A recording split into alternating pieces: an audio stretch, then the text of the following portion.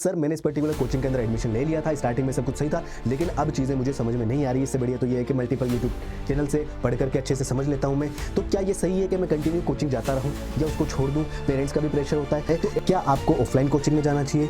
क्या आपको यूट्यूब से पढ़ाई करनी चाहिए? क्या आपका सिलेक्शन बिना कोचिंग के हो सकता है? क्या कोचिंग वाकई में नेसेसरी है? नीट सिलेक्शन के अंदर वहाँ पर टीचर होते हैं, ठीक है, एक डेडिकेटेड टाइम स्लॉट आपको दे दिया जाता है कि आपको इतने बजे आना है, इतने बजे यहाँ से जाना है, इतने बजे आपका ये सब्जेक्ट पढ़ाया जाएगा, इतने बजे ये सब्जेक्ट पढ़ाया जाएगा। नीट एग्जाम के अंदर क्या मेरा सिलेक्शन होगा? अगर होता है तो कितनी रैंक से हो पाएगा, इसका भी एक आइडिया लगता है हमें। पर टाइमिंग की फ्लेक्सिबिलिटी नहीं है। अगर 8 बजे लग रही है क्लास तो 8 ही बजे लगेगी, 10 बजे लगनी है तो 10 ही बजे लगेगी। मान लीजिए उस टाइम पे कोई बहुत बड़ा अर्जेंट काम आपको है तो वो आप इधर से उधर उसको रीशेड्यूल नहीं कर सकते। सो हेलो एवरीवन, कैसे हैं आप सभी लोग? I hope you are doing well. So welcome to all of you in this wonderful session of N academy. My name is Ashif, your biology mentor at N academy in NEET JEE category. तो आज की जो video काफी ज्यादा important होने वाली है। आज हम लोग बात करेंगे कोचिंग वर्सेस सेल्फ स्टडी। बहुत सारे बच्चों के मन में डाउट चल रहा होता है, मेरे पास काफी सारे कमेंट्स भी आ रहे थे कि सर मैंने इस पर्टिकुलर कोचिंग के अंदर एडमिशन ले लिया था, स्टार्टिंग में सब कुछ सही था, लेकिन अब चीजें मुझे समझ में नहीं आ रही। इससे बढ़िया तो ये है कि मल्टीपल यूट्यूब चैनल से पढ़ करके अच्छे से समझ लेता हूं मैं। तो क्या ये सही है कि मैं कंटिन्यू कोचिंग जाता रहूं या उसको छोड़ दूं? पेरेंट्स का भी प्रेशर होता है। तो ऐसे बहुत सारे मल्टीपल फैक्टर्स हैं जिसके ऊपर ये डिपेंड करता है। क्या आपको ऑफलाइन कोचिंग में जाना चाहिए? क्या आपको यूट्यूब से पढ़ाई करनी चाहिए? ठीक है, क्या आपका सिलेक्शन बिना कोचिंग के हो सकता है? क्या कोचिंग वाकई में नेसेसरी है नीट सिलेक्शन के अंदर? इन सभी डाउट्स को आज की इस वीडियो में हम लोग क्लियर करेंगे। ठीक है, तो वीडियो को स्टार्ट करते हैं बिना किसी देरी के। जैसा कि आप लोग थंबनेल में देख चुके हो, कोचिंग वर्सेस सेल्फ स्टडीज में हम लोग बात करेंगे और क्या नीट क्रैक करना कोचिंग के बिना पॉसिबल है। इन सब चीजों को डिटेल्ड एनालिसिस करके हम दोनों के ही positive sides and negative sides देखेंगे। तो वन बाय वन करके स्टार्ट करते हैं। सबसे पहले हम बात करते हैं benefits of offline coaching.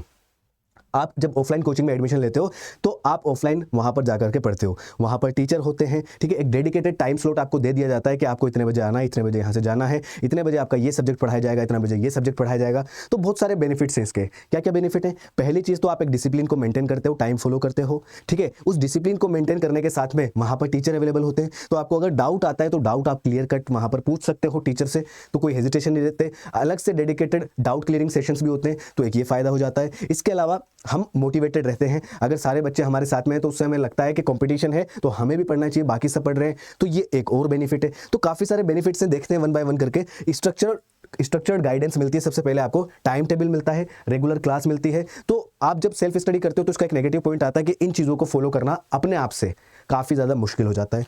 Doubt solving, teachers are available. Offline के अंदर टीचर्स हमेशा अवेलेबल होते हैं और particular dedicated doubt clearing sessions भी होते हैं वहां पर, जहां पर आपको जो चीज समझ में नहीं आती आप वहां पर उन डाउट्स को क्लियर कर सकते हैं। ये एक बेनिफिट हो गया बहुत बड़ा।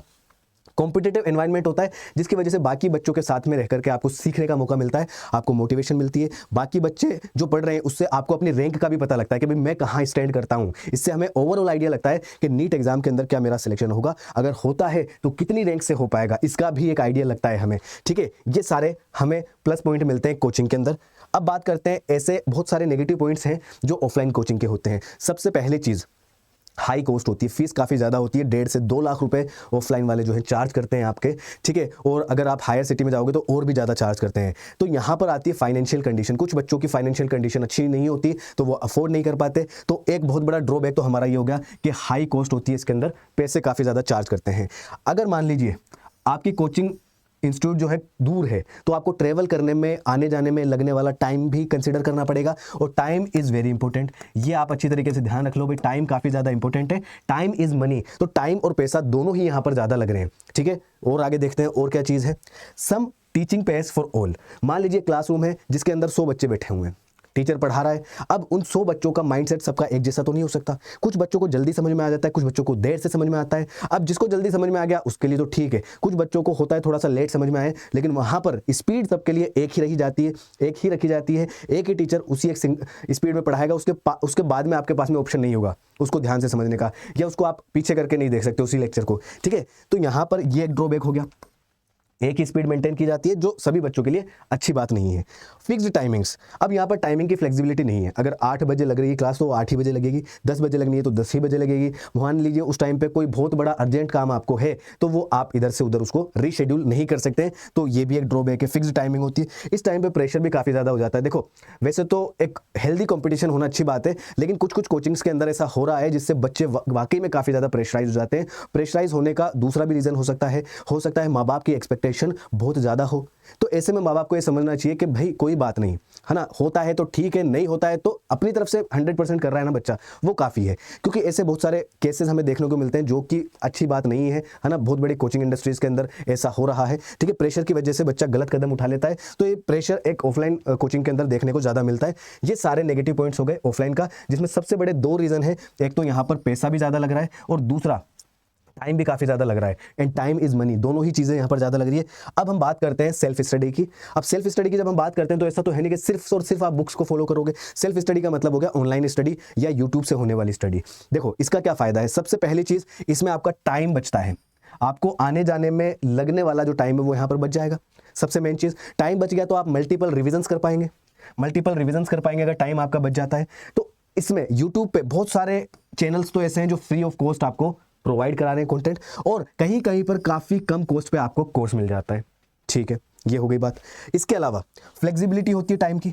मान लीजिए आप 8 बजे लेक्चर अटेंड नहीं कर पाए और आप कहीं चले गए थे, शादी में चले गए, या कोई भी ऐसा घर का अर्जेंट वर्क आ गया जिसमें आप अटेंड नहीं कर पाए, आप उसी लेक्चर को बाद में भी देख सकते हो। मल्टीपल टीचर्स से देखते हो, मल्टीपल टाइमिंग्स पे देख सकते हो, टाइम बढ़ा करके देख सकते हो और रिपीट भी देख सकते हो, मतलब रिविजन भी आपका हो जाएगा। इसके अलावा आपकी कस्टमाइज्ड लर्निंग, जैसे मैंने आपको अभी बताया, अपना टाइम अपनी जगह, जितनी बार चाहो उतनी बार देख सकते हो। कोई अगर डाउट आ रहा है तो ये एक पॉइंट है यहाँ पर कि डाउट आपका इंस्टेंट क्लियर नहीं होगा। हालांकि कई बार आप कमेंट्स वगैरह करते हो तो वहाँ पर सामने वाले जो क्रिएटर है या एजुकेटर है उसके ऊपर डिपेंड करता है कि कब आपका रिप्लाई आएगा और कब आपका डाउट क्लियर होगा। चलिए अब बात करते हैं डिसएडवांटेज की। देखो ऑनलाइन स्टडी के काफ़ी सारे फायदे हैं तो कुछ नुकसान भी हैं। क्या क्या ड्रॉबैक हैं, क्या क्या नुकसान है, क्या क्या नेगेटिव पॉइंट्स हैं, वो हम बात करते हैं। सबसे पहली चीज़ लिमिटेड इंटरेक्शन होता है। जब आप सिर्फ घर से रह करके पढ़ाई करते हो तो आपका बाकी लोगों के साथ इंटरेक्शन कम होता है, तो उससे एक तो पब्लिक स्पीकिंग आपकी थोड़ी सी कम हो जाती है, ठीक है। और एक नेचर जो है वो शाई हो जाता है हमारा धीरे धीरे, तो हमें बाकी लोगों से किस तरीके से बात करनी चाहिए, हमारा सोशल बिहेवियर का नेचर कम हो जाता है, ठीक है। ये एक पॉइंट है इसका। इंटरेक्शन अगर कम होता है तो हमारे डाउट्स भी क्लियर टाइम पे नहीं हो पाते, है ना। देखो यहाँ पर लैक ऑफ डिसिप्लिन भी आता है। भाई लैक ऑफ डिसिप्लिन, मान लीजिए कि आपने डिसाइड किया मेरे को डेली 8 बजे पढ़ाई करनी है, तो कभी कभार ऐसा ही मन करता है यार 8 नहीं 8:30 पे कर लेंगे, 9 बजे कर लेंगे। तो ये जो हम ये करते हैं ना टाइम को आगे टालने की आदत, ये बहुत बड़ा नेगेटिव पॉइंट है हमारा। अगर आप डिसिप्लिन्ड हो, अगर आपको लगता है कि मैं जो डिसाइड कर रहा हूँ वो करूँगा, डिसिप्लिन्ड हूँ मैं, ठीक है, तो आप कर सकते हो। डेडिकेटेड अगर आप हो तो ये पॉइंट आपके लिए कोई बड़ा मायने नहीं रखता है, ठीक है। ये मेन 2 ड्रॉबैक है। इसके अलावा जो डाउट मैंने आपको बताया, डाउट आपका इंस्टेंट क्लियर नहीं होता है, तो डाउट कुछ टाइम बाद में क्लियर हो सकता है। अभी तो और भी बहुत सारे फैक्टर्स हमारे पास में हैं। चलिए अब हम बात करते हैं कंक्लूजन की। देखो मैंने आपको आप दोनों ही चीज़ों के पॉजिटिव साइड्स भी बता दिए, नेगेटिव साइड्स भी बता दिए। अब आप लोग मुझे कमेंट करके बताना कि आप लोग क्या फॉलो करते हो, आपकी नज़र में, आपकी राय में क्या चीज़ बेटर है, online study versus offline study, ठीक है। हालांकि जो जिसके लिए बेहतर तरीके से काम कर रहा है वो उसी के लिए बढ़िया है। अगर आप मोबाइल में डिस्ट्रैक्ट नहीं हो रहे हो, अगर आपने मोबाइल यूज़ नहीं कर रहे हो, सोशल मीडिया आप यूज़ नहीं कर रहे हो और एक proper offline time schedule follow कर रहे हो डेडिकेटेडली, तो आपके लिए वो बढ़िया हो सकता है, ठीक है ना। अब देखो सबसे मेन चीज़ आपको यहाँ पर आकर के देखनी है कि आपके पास टाइम काफ़ी ज़्यादा कम बचा है। सिर्फ 6 महीने आप लोगों के पास बचे और 4 मई को आपका एग्जाम हो जाएगा। इतने कम टाइम को मद्देनजर रखते हुए आपको 2 चीज़ें ध्यान में रखनी है। सेल्फ स्टडी आपकी ज़्यादा से ज़्यादा होनी चाहिए और मल्टीपल रिविजन्स आपका हो जाना चाहिए। तो ये 2 चीज़ें कब पॉसिबल हो पाएगी, आप मुझे कमेंट बॉक्स में आंसर करके बताना कि सर ये मैक्सिमम कब ये 2 चीज़ें पॉसिबल हो सकती है। क्या हम ऑफलाइन होते हैं तब, या जब हम सेल्फ स्टडी करते हैं तब। ये मैं आपके ऊपर छोड़ रहा हूँ कंप्लीटली। और जितना भी आप कमेंट करते हो, जो भी क्वेरी, जो भी सजेशन, जो भी डाउट आपको आता है, तो आप कमेंट बॉक्स में जब मुझे कमेंट्स करते हो तो आप देख लेना, बाकी वीडियो में भी मैं हर एक वीडियो के अंदर हर एक कमेंट का रिप्लाई करता हूँ, ठीक है। और जेन्युइन रिप्लाई होगा आपको वहाँ पर। तो अगर कोई भी डाउट हो तो आप मुझे कमेंट बॉक्स में बता देना कि सर ऐसा ऐसा हमारे साथ हो रहा है। चलिए अब मैं यहाँ पर अनअकैडमी के बारे में बता रहा हूँ। अनअकैडमी पे आपको 50% ऑफ पे और बिल्कुल कम प्राइस पे सब्सक्रिप्शन मिल जाता है, जो आपको यहाँ पर काफ़ी ज़्यादा हेल्प करेगा आपकी प्रिपरेशन के दौरान, ठीक है। ये आप यहाँ पर मेरा कोड यूज़ कर सकते हैं। My code is Ashif AASHIF। ये कोड अगर आप यूज़ करते हैं तो इस पर 50% डिस्काउंट मिल जाएगा। काफ़ी कम प्राइस पे आपको सब्सक्रिप्शन मिल जाएगा। तो चलिए आगे बढ़ते हैं। सिर्फ 4999 में 4999 पे आपको सब्सक्रिप्शन मिल जाएगा। नीट 2025 के लिए अगर आप टारगेट कर रहे हो तो हमारी टीम टाइटन्स हैं, हमारे टॉप एजुकेटर्स हैं, इनसे पढ़ने का मौका आपको मिल जाएगा। 600 प्लस आपको लेक्चर्स मिल जाते हैं, 20 प्लस टेस्ट मिल जाते हैं। और जो कोर्स होता है ये हमारा इंग्लिश लैंग्वेज में होता है, मतलब हिंदी प्लस इंग्लिश दोनों में होगा, ठीक है। कोड मैंने आपको बता दिया है। This is my code Ashif चाहे आप ले रहे हो या आपका कोई सिबलिंग है या कोई क्लासमेट है या कोई दूसरी कैटेगरी में, मान लीजिए जेई में है, फाउंडेशन में है, यूपीएससी में, सभी कैटेगरी के अंदर ये कोड जो है एप्लीकेबल है। 50% ऑफ आपको इससे मिल जाएगा। जो बच्चे 26 के लिए टारगेट कर रहे हैं उनके लिए भी हमारे पास में 4999 में ही कोर्स है, काफ़ी कम प्राइस है 50% डिस्काउंट के बाद में तो ये, ठीक है। इसके अलावा अगर आप टेस्ट का बहुत बड़ा रोल होता है, अगर आप टेस्ट फॉलो कर रहे हो, टेस्ट सीरीज फॉलो कर रहे हो, तो आप यहाँ पर टेस्ट सीरीज फॉलो कर सकते हो क्लास 11th के लिए, क्लास 12th के लिए एंड क्लास जो ड्रॉपर वाले बच्चे हैं उनके लिए। सिर्फ 1999 के अंदर आपको ये टेस्ट सीरीज मिल जाएगी, जहाँ पर आपको मौका मिलेगा बिल्कुल एक एग्जाम के जैसा एक्सपीरियंस का, और टॉप एजुकेटर्स कोटा के जो है उन्होंने टेस्ट कंडक्ट करवाते हैं ये। इसके अलावा आपको ये पता लगता है कि ऑल इंडिया रैंक में आप कहाँ स्टैंड करते हो। इसके अलावा एनसीईआरटी बेस्ड लेटेस्ट एनटीए के सिलेबस के अकॉर्डिंग आपको क्वेश्चंस मिल जाएंगे। उसके अलावा असर्शन रीजन टाइप के question, statement based, critical thinking वाले क्वेश्चंस मिल जाएंगे, ठीक है। ये सब्सक्रिप्शन लेने के लिए आप मेरा कोड यूज कर सकते हैं, टेस्ट सीरीज के लिए भी और सब्सक्रिप्शन के लिए भी, ठीक है।